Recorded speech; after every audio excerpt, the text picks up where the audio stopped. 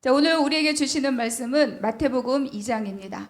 마태복음 2장 13절로 18절까지의 말씀. 우리 모두 한 목소리로 함께 봉독하겠습니다. 그들이 떠난 후에 주의 사자가 요셉에게 현몽하여 이르되 헤롯이 아기를 찾아 죽이려 하니 일어나 아기와 그의 어머니를 데리고 애굽으로 피하여 내가 내게 이르기까지 거기 있으라 하시니 요셉이 일어나서 밤에 아기와 그의 어머니를 데리고 애굽으로 떠나가 헤롯이 죽기까지 거기 있었으니 이는 주께서 선지자들을 통하여 말씀하신 바 애굽으로부터 내 아들을 불렀다 함을 이루려 하심이라. 이에 헤롯이 박사들에게 속은 줄 알고 심히 노하여 사람을 보내어 베들레헴과 그 모든 지경 안에 있는 산의 아이를 박사들에게 자세히 알아본 그 때를 기준하여 2살부터 그 아래로 다 죽이니 이에 선지자 예레미야를 통하여 말씀하신 바 라마에서 슬퍼하며 크게 통곡하는 소리가 들리니 라헬이 그 자식을 위하여 애곡하는 것이라. 그가 자식이 없으므로 위로받기를 거절하였도다 함이 이루어졌느니라. 아멘. 이제 우리가 영화나 드라마를 보면 주연이 있고 그리고 조연이 있습니다. 또 젊고 어린 시절에는 주로 누구에게 눈이 가냐면 주연에게 눈이 갑니다. 주인공에게 많이 집중하게 되죠. 근데 이제 나이가 좀 들어가면서 영화나 또 드라마를 보니까 주인공도 물론 눈에 들어오지만 주연보다 오히려 그 주인공을 뒷받침해주고 그 주인공을 서포트해주는 그런 조연들에게 눈길을 가는 경우가 많아졌습니다.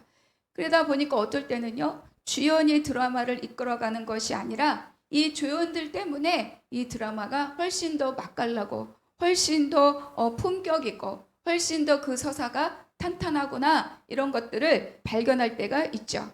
그런데 이러한 드라마의 조연의 특징이 있어요. 이 조연들의 특징은 아주 탁월하게 잘하지만 절대로 주연의 색깔을 무너뜨리지 않습니다.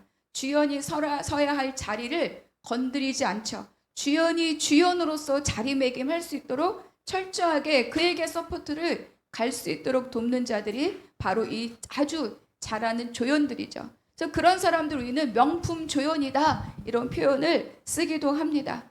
그런데 뭐 영화나 드라마가 사람만 있다고 만들어지는 것은 아니지 않습니까? 영상이나 음악이나 미술이나 시나리오나 여러 기술자들, 여러 다른 조건들이 다 합쳐져서 한 편의 작품이 만들어집니다. 그런 걸 보면 역할은 다르고 하는 일은 다르지만 한 편의 드라마를 완성하는 데 있어서 그들의 수고의 깊이는 다를 것이 없다 이렇게 말할 수 있죠. 근데 하나님 나라의 역사도 마찬가지입니다. 여러분 성경은 모두가 다 창세기부터 계시록까지 하나님 나라와 예수 그리스도에 대한 이야기로 묶여져 있습니다. 하나님 나라가 주제이고 그리고 예수 그리스도가 그 내용이고 그 스토리입니다. 그러나 성경 속에서 예수 그리스도만 계시지 않습니다. 수없이 많은 인물들이 예수님의 예수님 되심, 그분의 그분 되심을 비추고 있기 때문입니다. 그분의 오심을 준비하고 그분의 길들을 지켜내는 사람들이 있었다는 것을 우리는 성경을 읽을 때마다 발견할 수 있죠. 그래서 오늘은 그 중에 한 사람 요셉에 대한 말씀을 함께 나누고자 합니다. 먼저 마태복음 1장의 18절과 19절 한번 같이 읽어보겠습니다. 시작. 예수 그리스도의 나심은 이러하니라. 그의 어머니 마리아가 요셉과 약혼하고 동거하기 전에 성령으로 잉태된 것이 나타났더니 그의 남편 요셉은 의로운 사람이라 그를 드러내지 아니하고 가만히 끊고자 하여. 지난주에 우리는 약속을 마음에 품은 사람 마리아에 대해서 함께 말씀을 나누었습니다. 어찌 이런 일이 있겠습니까? 성령이 하실 것이다. 저는 주의 여종이오니 말씀대로 이루어지이다. 그런데 이 놀라운 하나님의 말씀과 이 명령과 섭리를 다른 사람은 알지 못합니다. 사람들 눈에 비치는 것은 뭐냐? 그저 시간이 지나면서 마리아의 배가 점점 불러오는 것만 사람들 눈에 보일 뿐입니다. 그런데 이때 요셉이라는 사람이 한 줄 설명과 함께 등장합니다. 그것이 뭐냐면 그의 남편 요셉은 의로운 사람이라 이 한 줄입니다. 그러니까 남편이라고 말하잖아요. 그러니까 이 마리아와 요셉의 이 법적 관계가 얼마나 큰 무게감을 갖고 있는지를 우리에게 말하고 있습니다. 의롭다, 니카이오스라고 하는 단어를 쓰고 있는데, 여러분 우리가 성경 속에서 의롭다 그러면 어떤 이미지가 떠오릅니까? 유대적인 사고를 빌려오면 율법을 잘 지키는 사람, 안식일을 잘 지키는 사람, 금식하며 기도하고 세 번의 기도를 아주 철저하게 지키는 사람, 이런 사람들을 우리가 이미지로 떠오르게 합니다. 그런데 우리는 이미 작년에 마태복음을 강의하면서 이 스토리를 알고 있으니, 여기서 말하는 요셉의 의로움은 율법을 법으로 지키는 것을 의미하지 않는다고 우린 이미 알 수 있습니다. 이 요셉의 의로움은요, 우리에게 두 가지를 바라보게 합니다. 하나는 사람에 대한 것, 그리고 또 하나는 하나님에 대하여입니다. 우리는 가끔 낱낱이 밝혀서 명명백백 드러내는 것이 의로운 일이고 정의 구현이다, 이렇게 생각할 때가 많습니다. 물론 불의, 속임, 거짓, 이런 거 다 밝히 드러나야 합니다. 조직적인 폭력, 개인을 대상으로 하는 권력의 착취, 그리고 특정한 제도의 불의함으로 인해서 특정한 집단이 모든 사람의 이익을 갈취하고 차지하는 것, 이런 것들은 다 밝히 밝혀지고 끝끝내 드러나야 하는 일들입니다. 그런데 우리가 인생을 살다 보면 모든 것이 다 명명백백 밝혀지는 것만이 능사가 아니라는 것을 우리는 가끔 마주하게 되는 거죠. 그리고 사람들이 자기의 옳음에 대해서, 나의 옳음에 대해서 얼마나 이기적이고 얼마나 폭력적인지를 우리는 자주 경험합니다. 가늠하다 붙잡힌 여인에게 거침없이 돌을 들죠. 그리고 스데반에게 결국은 돌을 들어서 그를 죽음에 이르게 합니다. 그러니까 사람들은 꼬투리가 잡혀서 공개된 죄에 대하여 사람들은 굉장히 잔인하고 무지막지할 때가 많이 있어. 그리고 또 하나는 자기의 불의를 감추기 위해서 드러난 불의를 핑계 삼아 자기의 분노를 쏟아낼 때도 가끔 사회 이슈들을 보면 그럴 때가 있다는 것을 발견합니다. 그리고 자기가 불리할 때 상대를 고발함으로 자기의 불의를 덮고자 하는 경우들도 있을 수 있다. 그러니까 사람들은요, 다 의로운 척하지만 우리 누구도 의로운 자가 없다는 거예요. 여러분, 아담에게 하나님이 물어봅니다. 누가 너에게 이 열매를 주어서 먹게 했느냐? 이렇게 하나님이 아담에게 물어볼 때 아담은 주저함 없이 하와를 향하여 손가락질을 합니다. 당신이 내게 준 저 여자라고 말을 하죠. 그러면 명명백백하게 나무 열매를, 그 선악을 알게 하는 열매를 먹게 한 자가 하와라는 것이 명명백백 밝혀졌지만 성경 어느 곳에도 아담을 의롭다라고 말하지 않습니다. 그러니까 차라리 바로 이 요셉이란다. 누구죠? 아담이 하나님 앞에 숨지 말고 나가서 하나님, 차라리 저의 죄입니다 라고 고백했다면 인류의 역사는 아마 굉장히 많이 달라졌을 것입니다. 그런데 이제 이 요셉은 성경에 의롭다 이렇게 말하지 않습니까? 그래서 사람에 대한 이 의로움은 마리아에 대한 사랑으로 나타납니다. 그래서 마리아의 그 잉태됨을 문제 삼지 않고 드러내지 않고 가만히 끊고자 하였다, 이렇게 기록하고 있죠. 그래서 드러내다는 본보기를 보이다, 본때를 보이다, 이런 뜻을 가지고 있어요. 그런데 요셉은 그 일을 하지 않겠다는 거예요. 그래서 가만히 끊고자 하여. 그러니까 요셉은 한 남자로서 이 알 수 없는 잉태함에 대하여 얼마나 많은 생각과 고민이 있었겠습니까? 화도 나고 억울하기도 하고 분통 터지기도 할 만한 일입니다. 그러나 드러내지 않고 가만히 덮고자 하였던 거죠. 이것이 바로 그가 할 수 있는 정원한 마리아에 대한 그의 최선의 사랑이고 배려입니다. 그런데 놀라운 것은 이겁니다. 그런데 이 일이 이 요셉의 생각대로 흘러가지 않는다는 거예요. 가만히 끊고자 하는 것으로 해결하려고 했는데 일이 더 커지고 더 번지고 있습니다. 우리가 20절의 말씀에서 노란 글씨가 아니라 제가 읽겠습니다. 다윗의 자손 요셉아, 내 아내 마리아 데려오기를 무서워하지 말라. 그에게 잉태된 자는 성령으로 된 것이며, 이 음성이 요셉에게 들려지는 거예요. 그래서 이 말씀을 듣고 요셉은 가만히 끊고자 하는 것에서 멈추지 않고 바로 마리아가 뒤집어 쓸 수 있는 모든 그 수치를 이 요셉은 같이 함께 덮어 쓰기로 마음을 정합니다. 그래서 우리는 낱낱이 밝히는 것이 만약에 정의라면 이 마리아를 드러내는 것이 정의죠. 그런데 요셉은 드러내지 않고 오히려 그 사람이 뒤집어 써야 되는 그 수치와 모욕을 함께 뒤집어 쓰기로 마음을 결정합니다.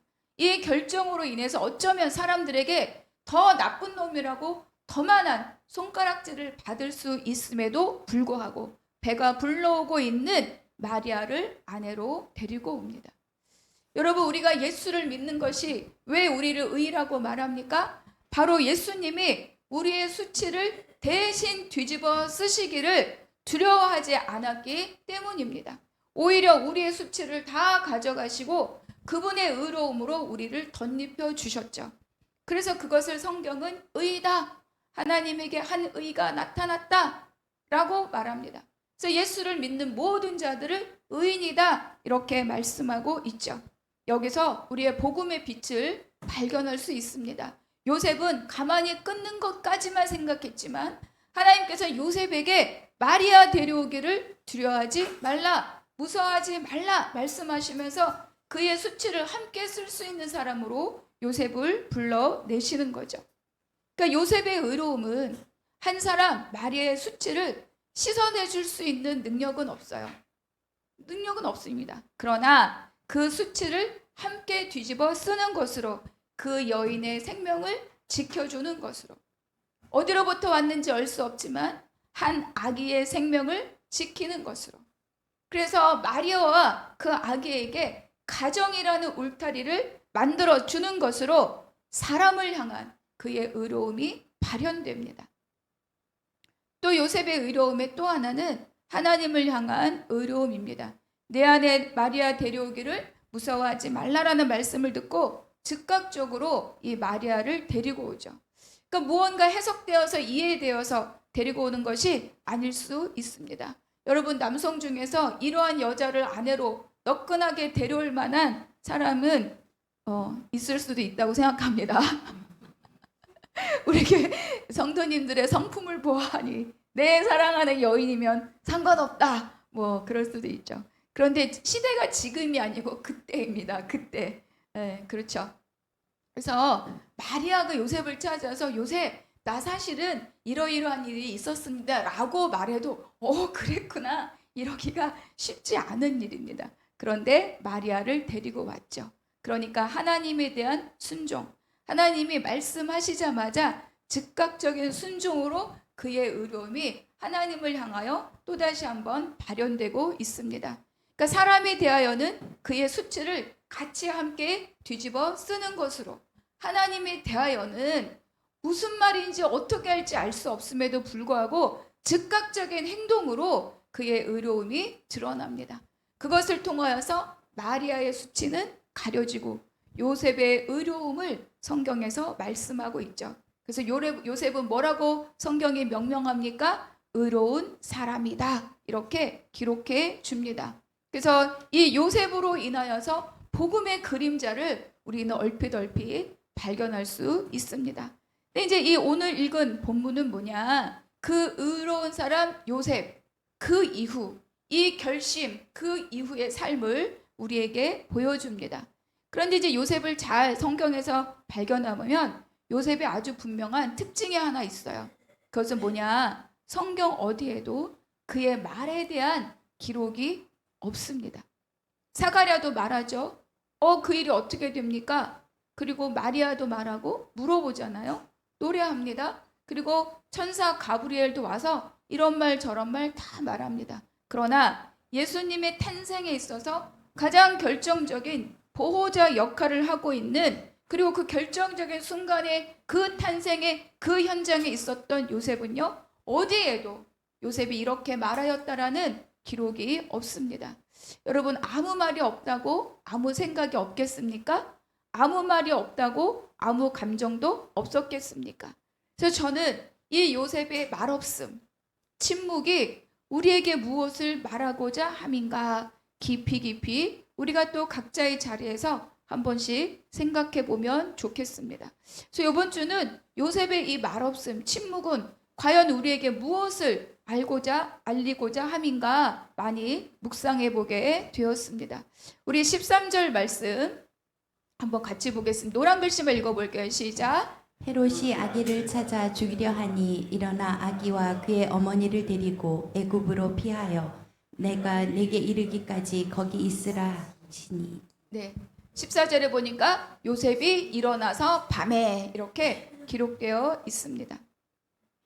갓 태어난 그래서 아기와 산모를 데리고 애굽으로 밤에 급히 쫓겨가듯이 떠납니다. 그런데 이 사건이 바로 있기 전에도 이 요셉에게는 굉장히 만만치 않은 사건들이 있었습니다. 가이사 아구스도가 온 전하에 호적하라 그렇게 명령을 내렸죠.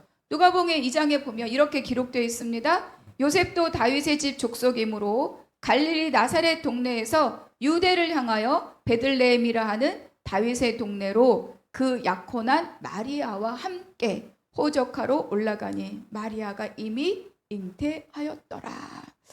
호적하러 가는 길에 여러분 아내가 반드시 동행할 필요가 없어요. 그러니까 아내가 가야 되기 때문에 마리아를 데리고 간 것이 아니라는 겁니다. 그냥 그 가정의 대표가 가서 호적하면 돼요. 왜냐하면 다 남성 중심의 사회이기 때문에 남자만 가면 되는 일이에요. 그런데 어때요? 마리아가 동행합니다. 잉태되었으니 어때요? 임신부와 함께 그 길을 가는 것이 결코 수월하지 않았을 것입니다. 나사렛은 갈릴리 또 유대 땅 북부에 있는 지역이고 베들레헴은 남쪽에 있는 지역이에요. 그 직선거리만 해도 100km가 넘는다고 합니다. 그리고 사마리아를 중앙에 있는 사마리아를 피해서 가려면 요단 동편으로 빠졌다가 다시 건너와서 베들레헴으로 도착해야 되는 거죠. 그러니까 굉장히 험하고 먼 길입니다. 그럼에도 불구하고 반드시 가지 않아야 됨에도 불구하고 왜 이 마리아를 데리고 그 험한 길을 동행했을까?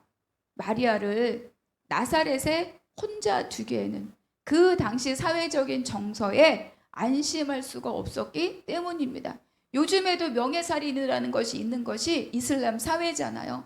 그러니까 아무도 보호할 자가 없이 마리아 혼자 있을 때 그 마리아를 누가 보호할 수 있을까? 요셉은 이 마음으로 그 험난한 길들을 임신부인 마리아를 데리고 베들레헴까지 갑니다. 물론 말씀 속에서는 이루려 함이라 이야기하지만 여러분 그 안에는 반드시 뭐예요? 사람의 마음이 함께 가게 되어 있습니다. 그러니까 이 동행은 마리아와 아기에 대한 이 요셉의 보호요. 그리고 자기의 선택한 것에 대한 책임이요.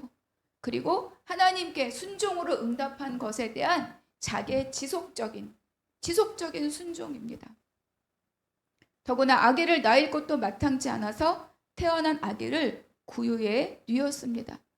여간의 방에 없었기 때문이라 성경은 이렇게 말하지만 여러분 생각해 보면 방에 없었기 때문이겠습니까? 돈이 없었기 때문이죠. 넉넉한 수없이 많은 돈을 주고 돈은 얼마든지 줄 테니 방을 하나 주시오라고 한다면 자기 안방이라도 내어주지 않겠습니까?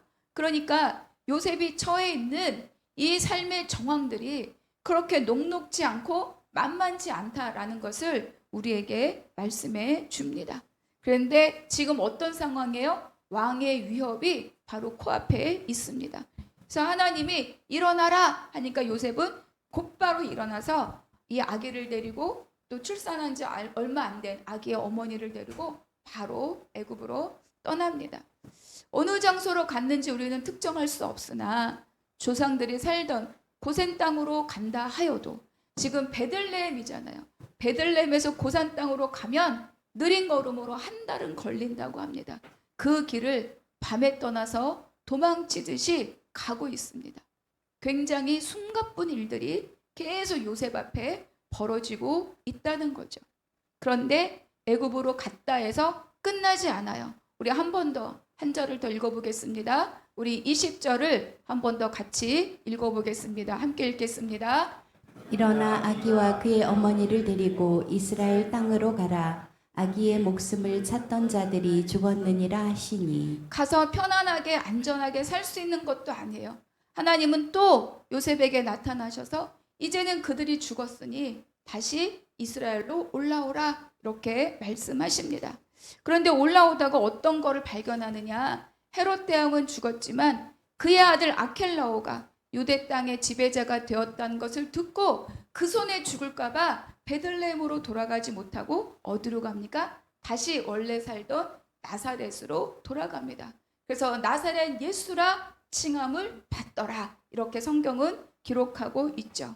그래서 그곳에 도착해서 사람들의 눈에 띄지 않게 그러나 은근한 멸시 속에서 가정을 이루고 가문을 이루면서 살아가게 됩니다.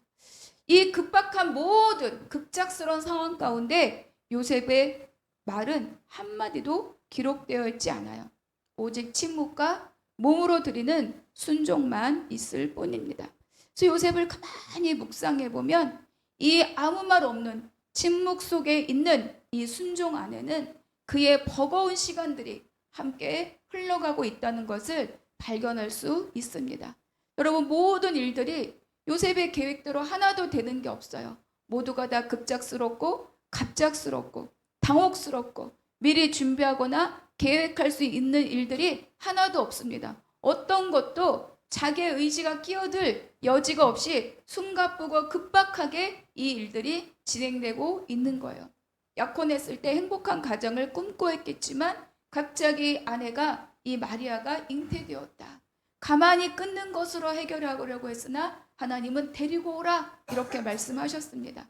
거기까지는 오케이, 내가 그 아내 데리고 와서 그래도 내가 사랑한 여인이니까 보듬어서 잘 살겠다, 평안하게 살겠다, 따뜻한 가정을 이루겠다. 거기에서도 끝나지 않는다는 거예요. 이 일은 직접적으로 왕의 공격을 받는 일이 되고 멀리 알지도 못한 애굽으로 피난 가는 일이 되고 그곳에서 안전하게 살지도 못한 채 다시 이스라엘 땅으로 되돌아올 수밖에 없는 그런 일들이 계속 진행되고 있는 거죠. 그러니까 그의 인생에서 단 한 번도 생각해 보지 않았던 일들입니다. 마리아를 아내로 맞이할 때 이렇게 급박하게 쫓겨가듯이 피난 가듯이 그렇게 애굽으로 떠나갈 것이라고 한 번이라도 생각해 보았겠습니까? 쓰나미처럼 밀려드는 이 모든 일들 앞에서 요셉은 분명하게 자기의 한계를 발견했을 것입니다. 나는 이 정도 안에서 내가 지키고 보호할 수 있으리라 시작했지만 그것을 뛰어넘는 그 모든 울타리를 뛰어넘는 일들이 계속 요셉의 인생을 파고 들어오는 거예요. 가면은 안전할까? 그래서 밤에 떠났지만 그러나 그곳에서도 편안하게 살지 못합니다. 돌아오라 그래서 돌아왔지만 그 땅도 안전이 보장되지 않는다는 것입니다. 그랬을 때 이 요셉은 어떻습니까? 그 한계에서 발견하는 모든 이 급박하게 내가 어떻게 할 수 없는 이 모든 환경의 자리에서 요셉은 그 한계에 무너지지 않기 위하여 입을 꾹 다물고 이 일을 묵묵하게 수행하고 있다는 것입니다. 여러분, 우리가 새벽에 욥기를 함께 나누고 있는데 욥은 참지 않아요. 그렇죠? 욥은 친구들에 대해서도 참지 않고 하나님에 대하여서도 참지 않습니다. 참지 않아서 나쁘다는 말을 하는 것이 아닙니다. 계속 묻죠. 어찌하여 이렇습니까? 하나님을 향하여 탄식하다가 또 현실을 보니까 낙심하다가 또 친구들의 말을 들으니까 열받고 또 하나님을 향하여 소망을 말하다가 현실을 보라면 낙심하고 또 친구들을 향하여 논쟁하고 이것이 욥이 지금 지속적으로 하고 있는 그의 마음입니다. 그러니까 여러분, 우리가 사람의 마음이요 어느 곳에 막 휘둘리게 되면은요 참을 수 없고 견딜 수 없는 것이 사람의 마음입니다. 그런데 성경 어느 곳에도 이 요셉이 하나님을 향하여 무엇이라 말하였는지 마리아에 대하여 무엇이라 말하였는지 아무 말도 기록하고 있지 않아요. 그는 몸으로의 순종만 성경에서 기록하고 있습니다. 이것은 뭐냐? 이 요셉이 이 정말로 알 수 없는 정말로 폭풍처럼 몰아치는 정말 자기가 생각지도 않았던 삶으로 내몰려가는 자기 인생에 대하여서 굳건하게 하나님 앞에 버티고 견디기 위한 그의 선택이었음을 우리는 알 수 있습니다. 그래서 여러분, 우리도 가끔은 나의 쓰나미처럼 내 인생에 생각하지 않았던 일들을 마주합니다. 생각하지 않았던 사건, 생각하지 않았던 아픈 일, 생각하지 않았던 건강. 우리는 그러죠. 이 정도 하면 이쯤에는 이런 결말이 있을 것이다. 이 정도 하면 이쯤에는 이런 열매가 있을 것이다. 이렇게 살면 이쯤에는 우리가 이 정도의 안정된 삶을 만들어갈 수 있을 것이다.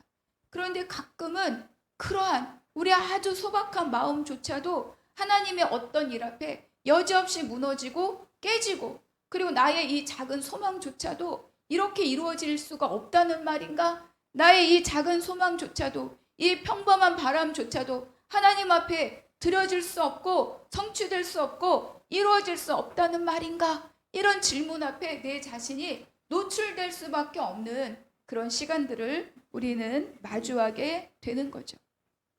요셉이 그 시간을 지금 지나가고 있습니다. 아내에 대해서, 한 아기에 대해서, 또 하나님의 현몽하심으로 이끌어가는 길들에 대해서. 그래서 그는 아무 말도 하지 않는 거죠. 그러나 일어나라, 그럼 일어납니다. 가라, 그럼 가는 거죠.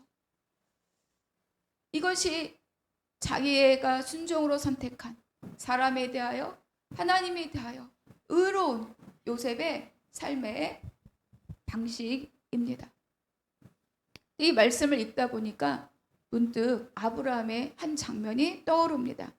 아브라함이 하나님께 명령을 받죠. 내 아들 이삭을 내게 바치라. 아브라함도 마찬가지예요. 새벽 일찍 일어나서 아들을 데리고 그 어깨에 나무를 지워서 아들을 데리고 길을 떠납니다. 아들이 묻는 말 이외에는 아브라함이 아무 말도 앞서서 하지 않습니다. 아브라함의 길 역시 정말 알 수 없는 이 하나님의 명령 앞에 그저 이삭의 손을 잡고 오죠. 나무를 어깨에 메고 그 길을 걸어갈 뿐입니다. 그래서 모리아 산까지 이 아브라함도 묵묵하게 그 길을 걸어가는 거죠. 그래서 마찬가지로 아브라함의 말을 성경은 거의 기록하지 않습니다. 그 역시도 설명할 수 없는, 무어라 자기가 지금 해석할 수 없는 그런 하나님의 부르심 앞에 침묵으로 묵묵히 걸어갈 수밖에 없었던 사람인 거죠. 그러니까 요셉의 길이 그렇습니다. 요셉의 길이 침묵 이외에는, 묵묵함 이외에는 자기를 절제할 수 없고 하나님의 뜻을 물어볼 수조차도 없는 그러한 길 앞에 지금 이 요셉이 서 있다는 거예요. 그래서 요셉도 어떻습니까? 말을 해서는 그 버거움을 감당할 수 없기 때문에 묵묵함으로 하나님이 맡겨주신 그 자리를 견디고 떠나지 않고 버티고 있다는 것을 우리는 알 수 있습니다. 그리고 어느 순간 요셉은 어때요? 성경에서 사라집니다. 예수님의 공생애 가운데 요셉은 등장하지 않아요. 예수님이 십자가 못 박히는 사건에도 요셉은 등장하지 않습니다. 그러나 우리가 알 수 있는 것은 뭐냐? 아브라함이 묵묵하게 모리아산으로 아들을 데리고 갔을 때 그 위에 하나님의 역사하심이 있었고, 이삭을 통하여 하나님의 씨가 그 민족이 한 명으로 인하여 이루어진 것처럼 요셉이 버거움이 있으나 묵묵함으로 아무 말도 하지 않으로 그 삶을 감당하고 견뎌낸 그 자리 위에 하나님의 구속사가 이루어지고 완성되고 하나님의 나라가 세워지고 있었다는 것입니다. 그래서 우리는 다시 한번 이 요셉의 침묵 앞에서 다시 한번 우리의 삶을 돌아보아야 합니다. 우리의 인생이 낱낱이 설명되지 않는 지점들이 있습니다. 그리고 그럼에도 불구하고 우리가 알아야 될 것은 뭐냐? 우리의 인생길이 절대로 하나님 나라 역사 밖으로 우리가 버려지는 일이 없다는 거예요. 여러분, 요셉의 삶이 더 이상 기록되지 않았다고 하여서 요셉의 삶이 무가치하다고 말할 수 있습니까? 요셉의 삶이 아무것도 아니라고 말할 수 있습니까? 요셉은 마리아가 그리고 예수님의 성령으로 잉태된 예수님이 이 땅에 태어나서 그 혈통을 유지하고 그 계보를 유지하고 그 약속을 하나님의 약속대로 말씀대로 성취하는 그 일에 보호자로, 양육자로, 울타리로 그 인생을 내어준 사람이 바로 이 요셉입니다. 우리의 인생도 그렇다는 거죠. 우리가 세상의 높은 자리에, 유명한 자리에, 큰 자리에 가지 않아도 우리가 각자 하나님이 허락해 주신 그 삶의 자리를 묵묵함으로 견디고 감당해 나아가는 그 자리가 바로 하나님이 세워가시는 하나님의 나라인 것을 오늘 이 요셉의 침묵 속에서 우리로 하여금 깨닫게 합니다. 그래서 여러분, 우리도 우리 인생 가운데 예고 없이 찾아오는 많은 사건들 앞에 마주하고 있습니다. 준비할 시간이 없는 것들도 있고 뭐라고 이해할 수 없는 일들도 있고, 그래서 마음이 무너질 때도 있다는 거죠. 요셉의 삶이 지금 그렇지 않습니까? 그런데 요셉이 하나님이 일어서라 할 때 일어서다, 이 일어섬은 뭐냐면 육신의 일으킴이 아니에요. 이 일어섬은 그 인생에 하나님의 개입하심을 의미하는 단어입니다. 하나님이 그를 깨닫게 하고 일으켜서 그 일에 나서도록 하나님이 그 삶을 북돋고 계시고, 하나님의 개입하심으로 인한 행동이라고 성경은 그 원어적 의미로 우리에게 설명해 주고 있죠.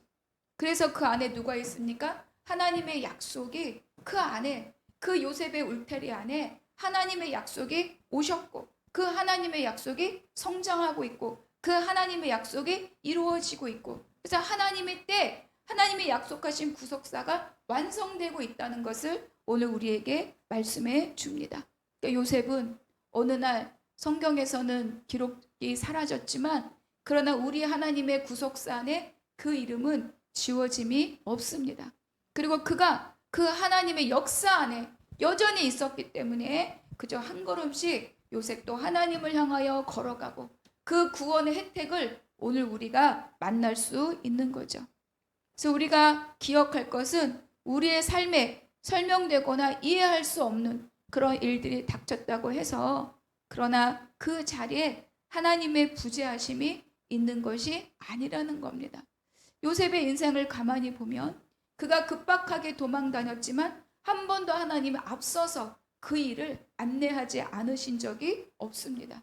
먼저 앞서서 길을 여시고 먼저 앞서서 말씀해 주시고, 그러니까 요셉은 힘겨운 길을 가지만 그러나 그 길에 늘 어때요? 임마누엘이었다는 거예요. 그 이름을 예수라 하라, 그 이름을 임마누엘이라 하라. 그 실체를 이 요셉의 정말을 말할 수 없는 이 분주할 쫓겨가듯이 가는 삶 속에서도 이 요셉은 누리고 있었다는 것을 오늘 우리에게 말씀해 주죠.